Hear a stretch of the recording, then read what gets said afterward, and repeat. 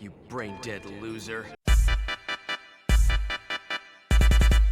Hello, ladies and gentlemen, Buildmaster Ahmad back with another fantastic Elden Ring Build video. Now, ladies and gentlemen, per usual, I received my weekly call from Miyazaki, and he issued another great challenge to me. This week, he threw down the gauntlet and said, Ahmad, you delusional anthropomorphic dinosaur, you may have been able to make Naruto, but I guarantee there's no way that you can make Sasuke Uchiha.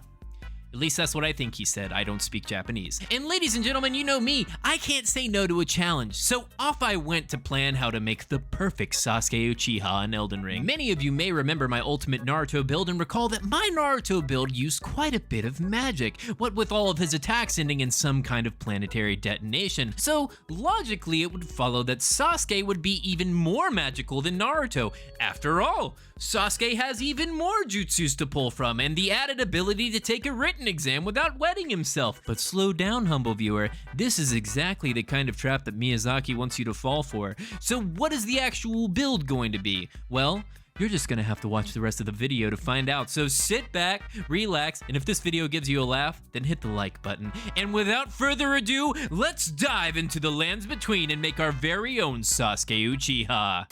Now, ladies and gentlemen, before we can make the ultimate Sasuke Uchiha in Elden Ring, we need to first understand what this hot topic dropout is capable of. We will be looking at the Sasuke from the end of the Naruto Shippuden series, so we'll have a lot of spicy abilities to look at. So, Sasuke can use Karin, use Amaterasu, use Chidori, summon a Susanoo, use Sage of the Sixth Path abilities, use a katana, use the Phoenix Flower Jutsu, and last but not least, find the warm-loving embrace of another man's arms. That's quite the list there, ladies and gentlemen, but we all know where we need to start. It's time to dive into some weapons. Now, ladies and gentlemen, the one item that Sasuke is seen with from the very first episode of Naruto Shippuden all the way to the pit of despair that is Boruto is his iconic katana. Now, looking at Sasuke's sword, it doesn't look like particularly anything special. It's not too big, it's not too small, it's not trying to compensate for anything, unlike wielders of the Nagakiba. No, Sasuke's sword abides by the motto, it's not the size of the sword, it's the motion of the ocean. Wait, that's not right. The ocean has nothing to do with the quality of one's sword. Why are maritime idioms so confusing? I believe what I meant to say is, it's not the size of the ship that matters, it's the way you that's not right, is. Look, the joke is about genitalia, alright? This shouldn't be so hard to relay. And just like that, ladies and gentlemen, you've fallen for my 3-layer joke no jutsu, where I intentionally project the illusion of confusion only to set myself up for a joke about the rigidity of one's member. We really do provide a consistent package on this channel. Oh god, 4-tier joke. My punnery has penetrated my subconscious and now I can only speak in lewd phrases. Now that I've primed expectations for this video, we will be using the Uchigatana due to its assumedly average nature. But just like Sasuke, we're going to be relying on this perception of averageness to mask the true nature of this weapon. You see, we will be lightning infusing this weapon to mirror Sasuke's ability to deal lightning damage with his own melee weapon. Now, some of you will notice that Sasuke is able to extend the range of his sword by firing a pillar of hardened lightning out of the tip of his sword, and this is a good time to push the message about managing our expectations, because while we aren't going to be able to impale anyone with a 40-foot pillar of solidified electricity, we are going to be able to use lightning to smite our foes with one definitive sword slash by using the lightning slash Ash of War. Also, this has the added benefit of imbuing your weapon with lightning, meaning that we have the benefit of thematically mirroring the abilities of Sasuke, but also we can get a marginal boost to the weapon's damage. All I have to say to you, Miyazaki, is nana boo-boo, stick your head in doo-doo. Another great example of something that's technically correct, but functionally underwhelming, is how we will manifest Sasuke's signature attack, the Chidori. In Naruto, Sasuke has the ability to gather lightning energy in the palm of his hand in order to arrive at a convenient life-shortening solution. Now, the key elements of this attack is that it contains lightning energy, and it's applied using one's fist. And that, ladies and gentlemen, is how we wound up with the Kestis and the Electrify Armaments incantation. Now, Sasuke's Chidori has the ability to penetrate steel, and our Chidori will only be able to penetrate our hopes and dreams. And it was at this point, ladies and gentlemen, that I thought I was truly on a roll. After all, we had successfully accomplished creating 2 aspects of Sasuke, and we didn't even need to define any words or arrive at a subpar solution. That is exactly the reason I was sinkingly suspicious. This was going too well. Maybe the true challenge would arrive later.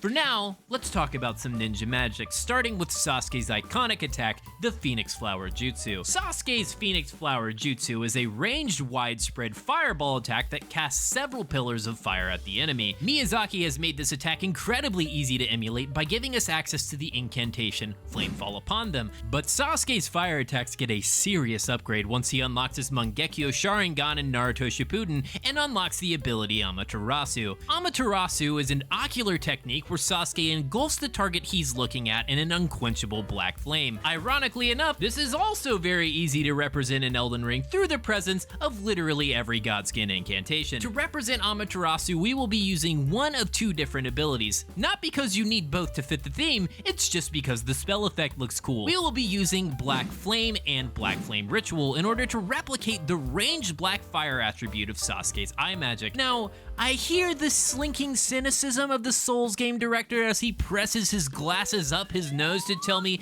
that neither of these magics are coming out of my character's eye, and that's where I want to stop you, Miyazaki, to tell you that language is important. Let's dissect the sentence representing the action of Sasuke activating Amaterasu. We would say, the eye casts the unquenchable death flame.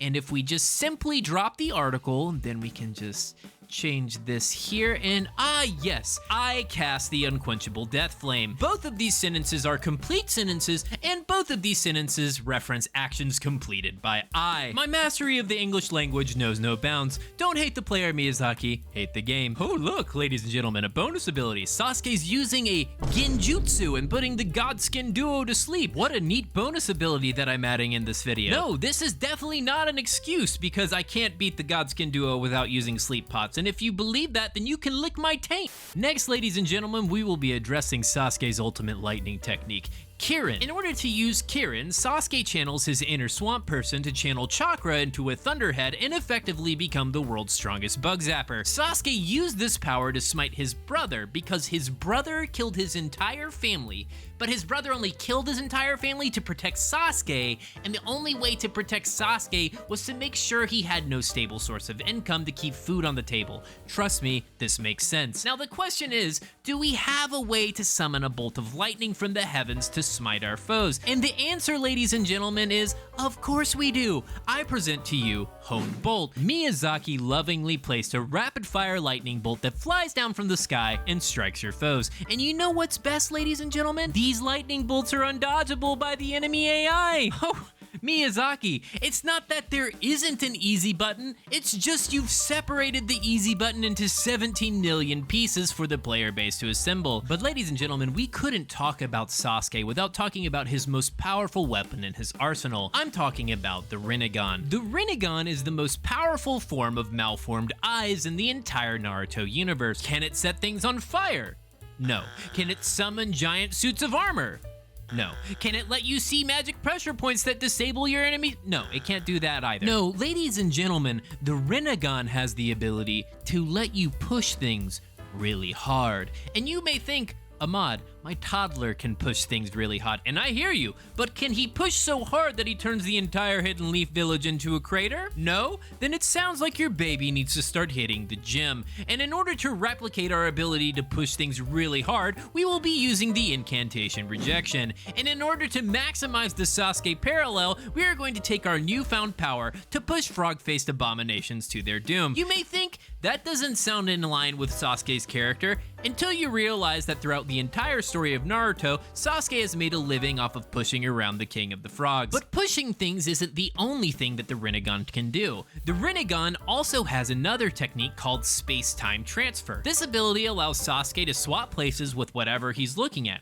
Enemy about to punch your boyfriend in the face? Space-time ninjutsu. Girlfriend about to find all your dirty magazines? Space-time ninjutsu. About to give birth to the most annoying character in the disappointing sequel? Space-time ninjutsu. There really is no limit to the might of Sasuke's eyes. Now, Miyazaki does not realize it, but he has also included space-time techniques inside of Elden Ring. You see, the premise of space-time ninjutsu is that you start at point A, and then in an instant you arrive at point B. So, as you see, here I have Sasuke starting at point A, and ladies and gentlemen, I will now simulate eye blinking on the screen to show the truly devastating power of space-time ninjutsu.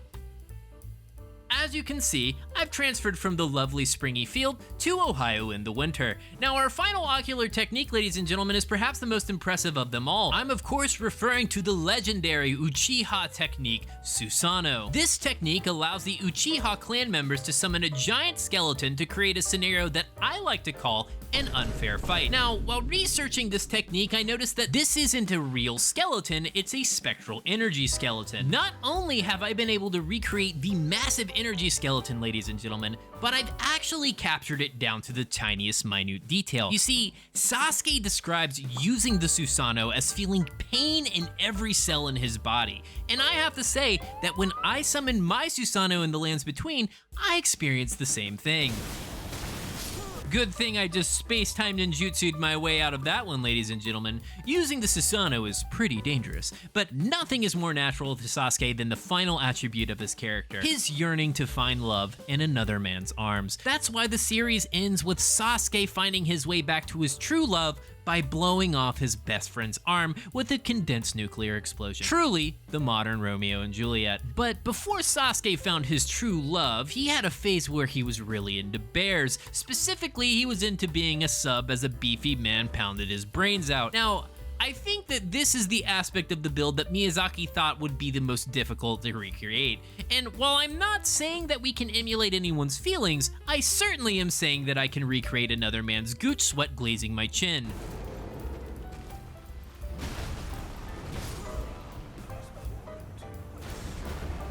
And with that freshly misted lower lip, I think it's time we talk about some talismans. Let's kick things off by talking about the mandatory talisman. You see, the Uchiha clan gets its power increased by killing their best friend. This unlocks the Mangekyo Sharingan, which lets you cast the cool black fire magic. Now, killing your best friend seems like a silly hurdle to jump. I'm here to tell you that it is in fact jumpable in Elden Ring. All we need to do is kill our favorite piece of powerhouse pottery, Alexander. While yes, this is really upsetting, we should all applaud Miyazaki for teaching us the valuable life lesson here. Namely, if you kill your best friend, you will get a 10 to 15% power bonus. And it is with that lesson, ladies and gentlemen, that we equip the Alexander Jar Shard. This will make all our lightning strike attacks even more powerful, which we'll want to use while we're in melee combat. Our next 3 talismans will be used to buff the potency of our incantations. We'll be using the 2-finger heirloom to boost our faith by 5 points, Locke's canvas talisman to increase the damage of our incantations by 8%, and Radagon's icon to increase the casting speed of our spells. With each of these talismans, we should be able to be a threat up close and at a distance. Now it's time for everyone's favorite part of the video, the character spreadsheet. My builds assume rune level 160 since that's the level you can reach by exploring the lands between thoroughly. But for those of you looking for a rune level 120 variant, I provided that on the screen as well. And just like that, ladies and gentlemen, we can in fact, very easily I might add, make our very own Sasuke Uchiha, and there isn't a thing that Miyazaki can do to stop us. If you thought this video was funny, then you may also like watching how I made Naruto Uzumaki in Elden Ring. Thank you all, and I'll see you in the next one.